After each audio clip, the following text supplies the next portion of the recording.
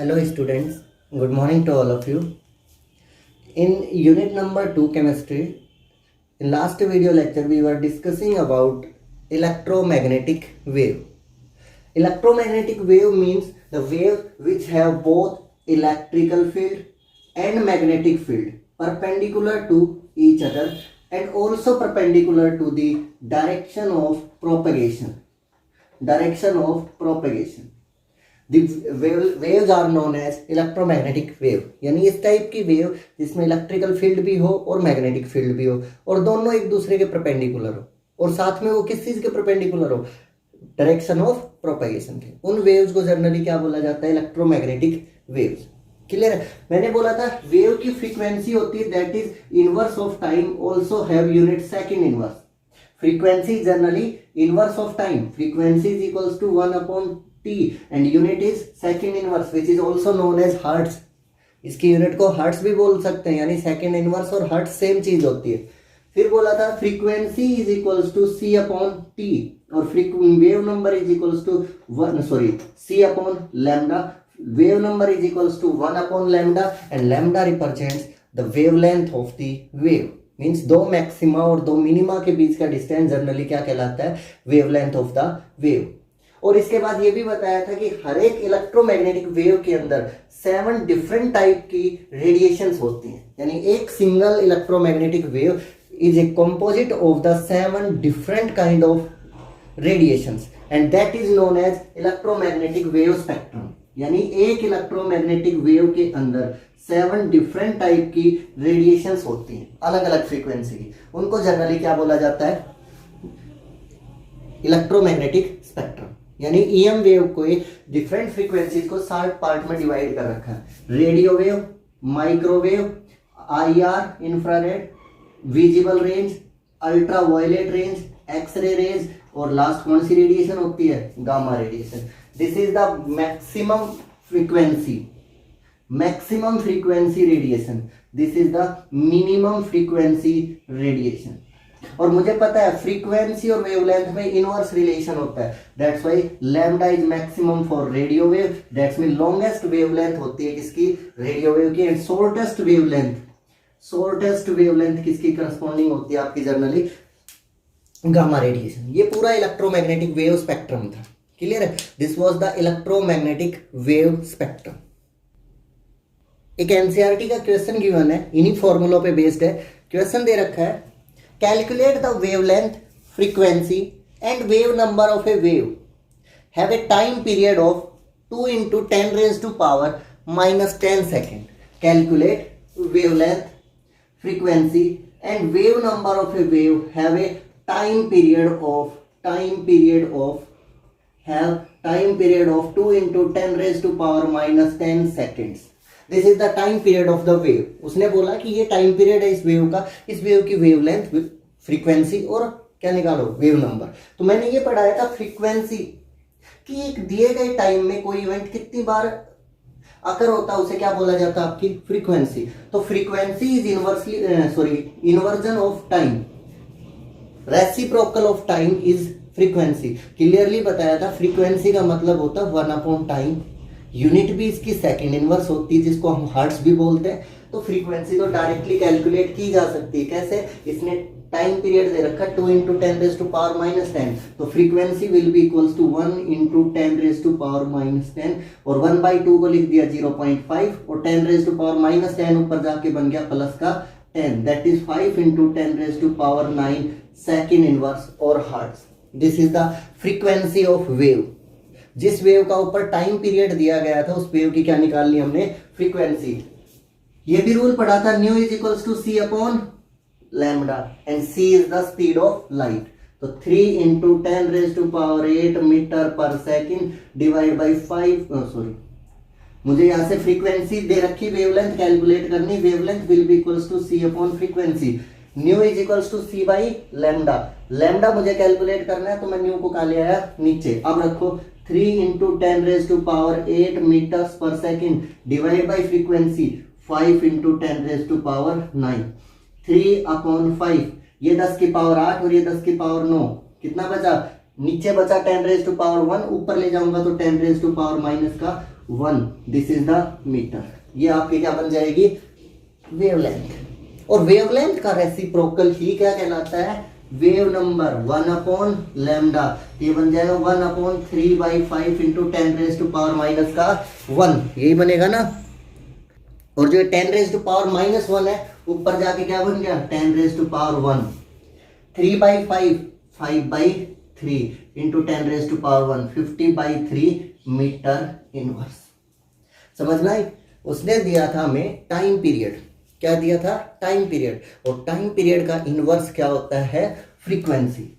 Inverse of the time period is frequency. तो मैंने यहां से फ्रीक्वेंसी कैलकुलेट करी, frequency is equal to c by lambda. तो मैंने यहां से क्या कैलकुलेट कर लिया, lambda. This is c, speed of light 3 into 10⁻8 metre per second, यानी 3 लाख किलोमीटर एक सेकंड में ट्रेवल करती है लाइट, 3 लाख किलोमीटर एक सेकंड में, ठीक है। और इसके बाद यहां से फ्रीक्वेंट ना वेवलेंथ का रेसिप्रोकल जनरली क्या कहलाता है आपका, वेव नंबर। तो ये सारी चीजें हम कैलकुलेट कर चुके थे, ये सारी चीजें हमने यहाँ पे कैलकुलेट कर ली थी। तो ये इसके ऊपर बेस्ड एक न्यूमेरिकल था। ओके, क्लियर है।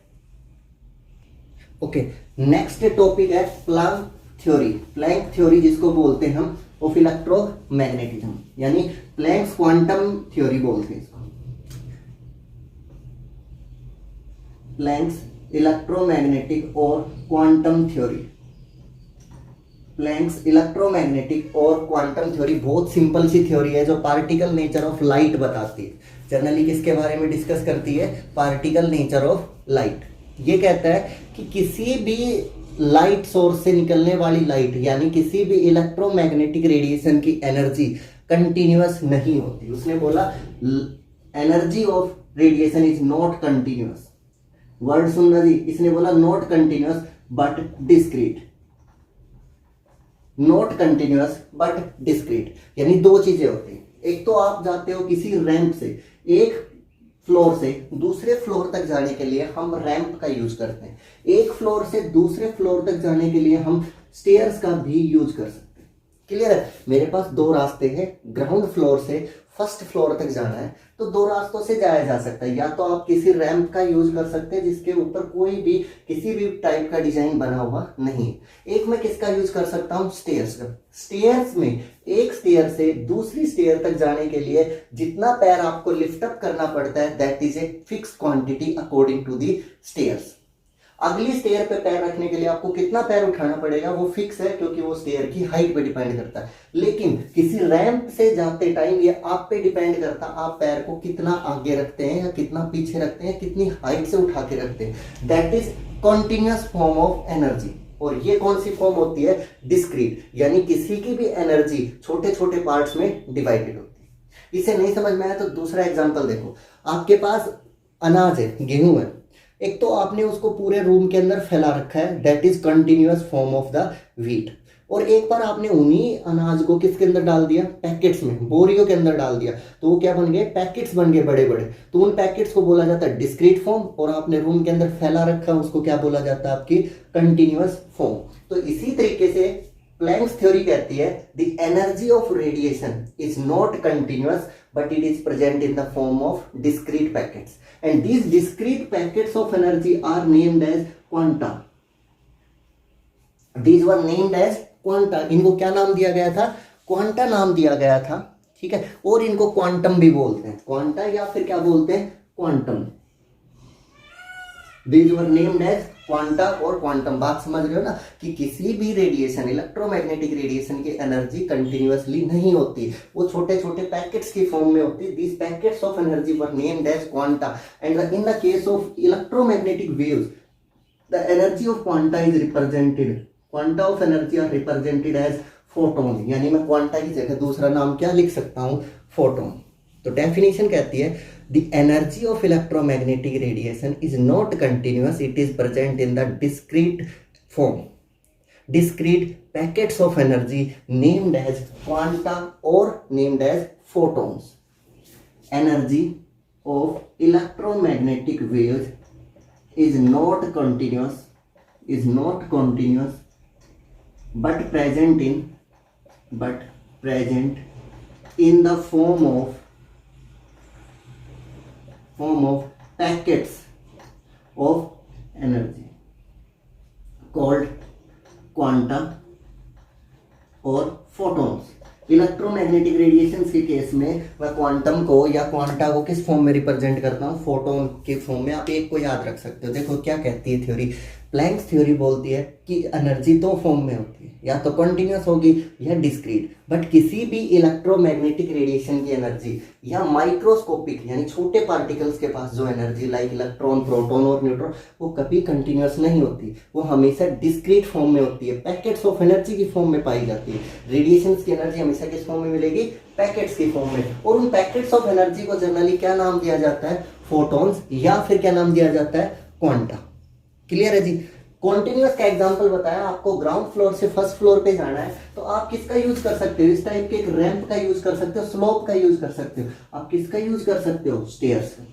स्टेयर्स पे आपको कितनी स्टेयर्स चढ़नी ये फिक्स होता है, कितनी बार पैर को लिफ्ट अप करना है ये फिक्स होता है। लेकिन रैंप पे आप कितनी भी बार अपने पैर को लिफ्ट अप करके कितनी भी ब्रेड्थ या कितनी भी शॉर्ट हाइट पे चढ़ सकते हो, है ना। तो ये फॉर्म कॉन्टिन्यूस होती है, ये फॉर्म क्या होती है, डिस्क्रीट। और इलेक्ट्रोमैग्नेटिक रेडिएशन की एनर्जी किस फॉर्म में पाई जाती है, पैकेट्स या फिर डिस्क्रीट फॉर्म में। क्लियर है जी। And the energy of each photon, energy of each photon, energy of each photon, energy of each photon is proportional to the frequency. Energy of each photon is proportional to the frequency and this was proved by black body radiation. किससे prove किया गया था इसको, black body radiation effect, जो अगला topic है हमारा। तो E was proportional to the frequency of the radiation. Electromagnetic wave की एनर्जी किस चीज पे डिपेंड करती है, उसकी फ्रीक्वेंसी पे, directly proportional to the frequency. To remove this proportionality sign we add a constant h. h is known as Planck's constant, that is known as Planck's constant. इसको क्या बोला जाता है जनरली, प्लैंक्स कांस्टेंट बोलते हैं। Energy is proportional to the frequency, energy is proportional to the frequency, और energy is equals to h nu. h have a value of 6.6 into 10 raised to power minus 34 joule second. याद हो जाएगी, जैसे मैंने last unit में Avogadro's number याद करवाया था। एवोगैड्रोस नंबर की वैल्यू बताई थी 6.022 into 10 raised to power 23 particles per मोल। इसी तरीके से प्लैंक्स कांस्टेंट इस यूनिट में नया कांस्टेंट आया, इसकी वैल्यू कितनी होती है, 6.6 into 10 raised to power minus 34 joule seconds. 6.6 into 10 raised to power minus 34 joule seconds. Unit पे ध्यान देना जी, यूनिट क्या होती है, जूल इनटू सेकंड्स। क्लियर है। और फ्रीक्वेंसी की यूनिट क्या होती है, फ्रीक्वेंसी की unit inverse of time, second का इनवर्स। याद हो जाएगा जी। एवोगैड्रो नंबर की value 6.022 into 10 raised to power 23 particles per mole. h की वैल्यू, प्लैंक्स कांस्टेंट की value, h is equals to 6.6 into 10 raised to power minus 34 joule second. This is the energy of one photon. Energy of n number of photon, कितने photon दे दिया आपको, n, एक मोल दे दिया। एक मोल का मतलब एवोगैड्रो पार्टिकल दे दिए, उसने x y z कितने भी नंबर ऑफ पार्टिकल्स दे दिए, energy will be equals to n into h into nu. एक फोटोन की एनर्जी h न्यू, दो फोटोन की एनर्जी 2 into h न्यू, तीन फोटोन की एनर्जी 3 into h न्यू, चार फोटोन की energy 4 into h nu, 100 photons की energy 100 into h nu, n photons की energy n into h nu. Avogadro photons की energy Avogadro multiplied by photons. सही है। तो ये सारी चीजें उसने वहां पे दे रखी हैं। ये फॉर्मूला आपको बताया गया है कि इस टाइप का फॉर्मूला जनरली मिलता है ना। Planck's constant 6.6 into 10 raised to power minus 34 joule second. अब देखो E is equals to N H nu. Clear ये formula, nu is equals to C upon lambda होता है, nu is equals to C upon lambda. तो E किसके बराबर हो सकता है, N into H into C by lambda, N H C by lambda. Clear सी बात है, N into H C by lambda. तो energy is directly proportional to the frequency while energy is inversely proportional to the wavelength.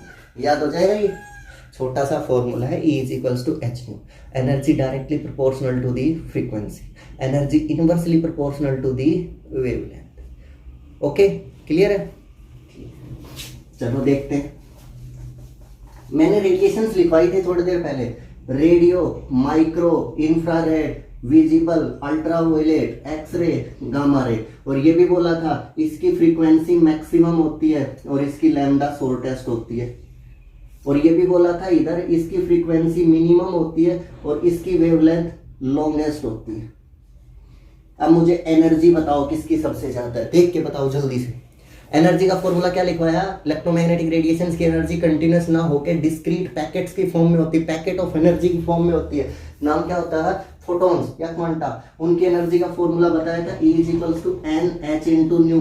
एक photon की निकालनी है, n की value 1 रख देना।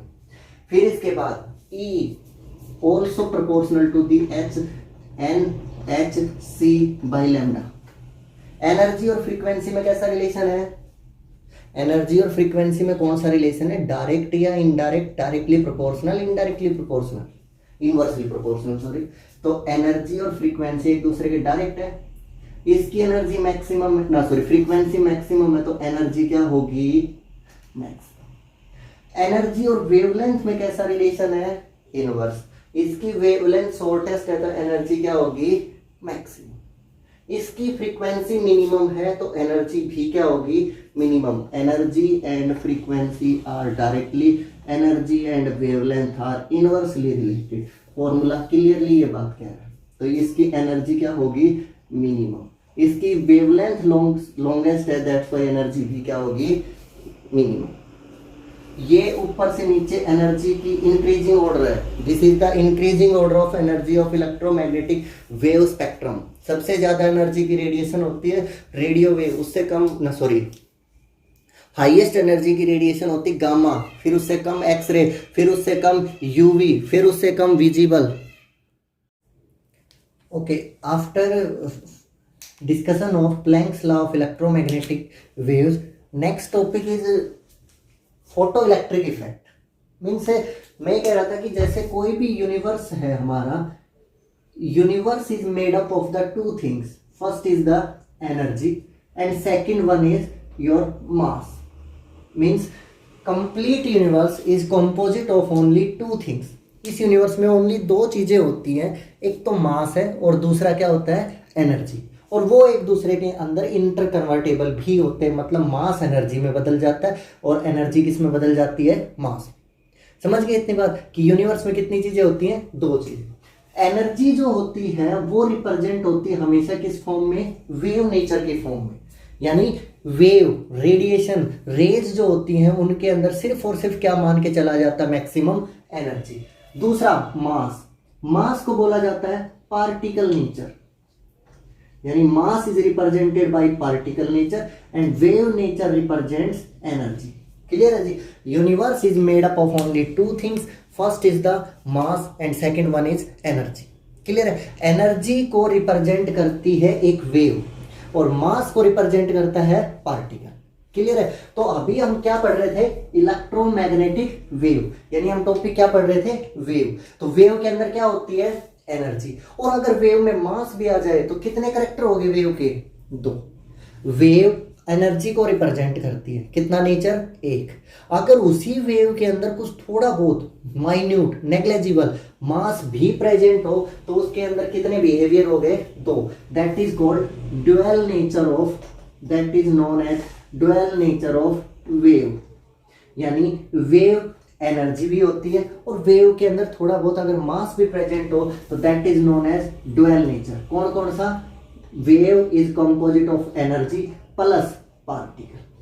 अब ये बात तो प्लैंक्स लॉ ने क्लियर कट बता दी कि एनर्जी होती है किसी भी वेव के एक फोटोन की एनर्जी कितनी होती है? h new. और किसी भी वेव के n फोटोन्स की एनर्जी कितनी होती है? NH new. क्लियर है? ये बात सबको समझ में आ गई कि किसी भी यूनिवर्स में, हमारा जो यूनिवर्स है, this universe is composite of only two things, energy and mass.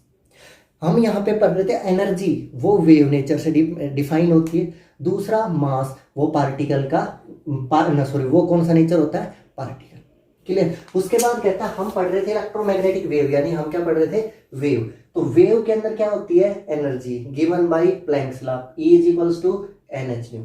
फिर कहता है उसके अंदर पार्टिकल नेचर भी होता है, मतलब उसके अंदर क्या होता है? मास। यानी आपके वेव के अंदर कौन सा नेचर होता है? Particle. This particle nature it can be explained by 2 experiments. इसका एक्सपेरिमेंटल प्रूफ, 2 एक्सपेरिमेंटल प्रूफ दिए गए थे इसके लिए। First is the photo electric effect. First was photo electric effect and second experimental result was black body radiation. Black body radiation, और दोनों हमें पढ़ने हैं, हमारे सिलेबस में लिखे हुए हैं। तो मैं क्या टॉपिक पढ़ा रहा हूं समझ में आया कि यूनिवर्स में 2 ही चीजें होती हैं, एनर्जी और मास। एनर्जी को रिप्रेजेंट करता है एक वेव, क्योंकि वेव के अंदर लगभग एनर्जी ही है, उसमें मास बहुत कम होता है। दूसरा, मास को रिप्रेजेंट करता है पार्टिकल, जैसे एटम, इलेक्ट्रॉन, जिनका कुछ मास होता है। फिर हम पढ़ रहे थे यहाँ पे वेव, तो वेव का नेचर हो गया भाई ड्वेल। क्यों हो गया? क्योंकि वेव के अंदर क्या होती है? एनर्जी। और मैंने ये कहा कि वेव के अंदर मास भी होता है। प्रूव करके दिखाओ। कौन से एक्सपेरिमेंट से प्रूव होगा? First is the photo electric effect and second is the black body radiation. तो यानी हमें पढ़ना है पार्टिकल नेचर ऑफ वेव, कि वेव के अंदर कुछ मास होता है या नहीं। तो ये कहता है particle nature of wave is given by 2 experiment. First experiment is photo electric effect. Photo electric effect को 2 पार्ट में तोड़ा गया है। फोटो का मतलब होता है फोटोन और इलेक्ट्रिक का मतलब होता है related to the movement of electrons. Means जब किसी भी लाइट सेंसिटिव मटेरियल या किसी भी मेटल पे, light sensitive material like caesium या कोई भी मेटल है जिसके ऊपर एनर्जी फोटोन, एक फोटोन आता है जिसकी एनर्जी कितनी है? E। A photon of energy E falls, ठीक है, एक पर्टिकुलर रिक्वायर्ड एनर्जी का फोटोन किसी मेटल के सरफेस पे आके फॉल करता है, तो वहां से एक इलेक्ट्रॉन का इजेक्शन देखा जाता है। समझ में आया कॉन्सेप्ट क्या है? कि एक फोटोन ऑफ पर्टिकुलर एनर्जी, जितनी एनर्जी रिक्वायर्ड है, कितनी एनर्जी? ई एनर्जी का फोटोन आता है, किसी भी लाइट सेंसिटिव मटेरियल पे यानी मेटल पे फॉल करता है और वहां से मेटल का क्या रिलीज होता है? Electron. This effect is known as photo electric effect. Photon energy E metal के सरफेस पे टकराया और मेटल के सरफेस से एक इलेक्ट्रॉन क्या हुआ? Eject. This concept is known as photo electric effect. And this electron ejected is known as photoelectron. This electron ejected is known as photoelectron. ये बात समझ में आई? इसका रियल लाइफ एग्जांपल बताता हूँ। सोलर सिस्टम से चलने वाली सोलर एनर्जी देखिए। सोलर एनर्जी के बारे में सुना होगा सबने कि एक घर की छत के ऊपर एक प्लेट लगाई जाती है जिसके अंदर ब्लैक कलर की लाइनिंग्स होती है, ग्लास से उसको ढका हुआ होता है, उस पे आपके सनलाइट्स गिरती हैं। एक्चुअली में जब उस पर सनलाइट गिरती हैं तो वहां पे इलेक्ट्रॉन्स का इजेक्शन देखा जाता, मूवमेंट देखा जाता। वहां पे क्या देखा जाता? वहां पे इलेक्ट्रॉन्स का मूवमेंट। यानी जब फोटोन गिरते हैं तो वहां से क्या निकलते हैं? इलेक्ट्रॉन्स। और वो इलेक्ट्रॉन जब मूव करना शुरू करते हैं तो सर्किट में क्या चलता है? करंट। इलेक्ट्रॉन्स जब मूव करेंगे तो क्या मिलेगा? करंट। फोटोन सनलाइट से आया, उस सरफेस पे गिरा, सरफेस से इलेक्ट्रॉन इजेक्ट होता है, वो इलेक्ट्रॉन जब मूव करता है तो सर्किट में क्या मिलता है? हमें current. This is the example of photo electric effect. I think it is clear to all of you, है ना? मैं एक बार फिर से रिपीट कर देता हूं। जब भी किसी पर्टिकुलर मेटल के सरफेस पे एक फोटोन जिसकी एनर्जी ई है वो फॉल करता है तो वहां से इलेक्ट्रॉन का इजेक्शन होता है। इस बात पे ध्यान देना, मैंने बोला कि रिक्वायर्ड एनर्जी का फोटोन फॉल करता है, जो मैं इसके बाद बताऊंगा। मैं बार बार रिक्वायर्ड एनर्जी क्यों बोल रहा था। Okay, I think it is clear to all of you कि what is the photo electric effect. ये फोटो इलेक्ट्रिक इफेक्ट होता है। आपको यहाँ तक का स्टडी करना है कि आपका पहला प्लैंक्स लॉ था, ठीक है, E is equals to H nu. H की वैल्यू 6.6 इंटू 10⁻⁻34 जूल सेकेंड होती है। उसके बाद हमने पढ़ा कि यूनिवर्स में 2 चीजें होती है, मास और एनर्जी। एनर्जी हम वेव से रिप्रेजेंट करते हैं। वेव के अंदर कौन सा नेचर पाया जाता है? डुअल नेचर, पार्टिकल नेचर भी और एनर्जी नेचर भी। क्लियर? इसके बाद हमने पढ़ना शुरू किया पार्टिकल नेचर। पहला एक्सपेरिमेंट पढ़ा photo electric effect. Just introduction बताया मैंने अभी तक कि photon of particular energy, required energy fall करता है किसी मेटल के सरफेस से तो वहां से इलेक्ट्रॉन्स का इजेक्शन होता है। This effect is known as photo electric effect and the electron ejected is known as photo electron. Okay, कर लोगे? That you have to do. Thank you, that's all for today.